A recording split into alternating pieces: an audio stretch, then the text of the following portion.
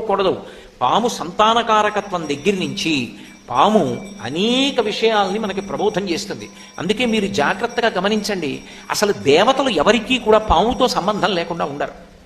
శ్రీ మహావిష్ణువు ఆదిశేషుడి మీద పడుకుంటాడు, పరమశివుడు నాగాభరణుడై మెడలో పాములు వేసుకుంటాడు, చేతులకి కూడా పాములు కంకణాలుగా పెట్టుకుంటాడు.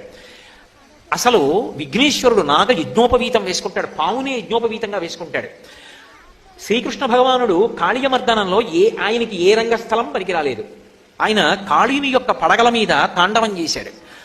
మీరు ఎక్కడ చూడండి, చివరికి సహస్రారమని పాము పడగలు ఎలా ఉంటాయో శ్రీ విద్యా సంప్రదాయంలో ఆ సహస్రారమును చేరుకున్నప్పుడు అలా ఉంటుంది అని. కాబట్టి పాముతో సంబంధం లేనటువంటి దేవతలు ఉండరు, అందరికీ పాముతో సంబంధం ఉంటుంది. పాముతో సంబంధం ఉండడానికి కారణం ఏమిటంటే అది సంసారగ్రస్తమైనటువంటి జీవుణ్ణి సంసారము నుండి విడుదల చేస్తుంది.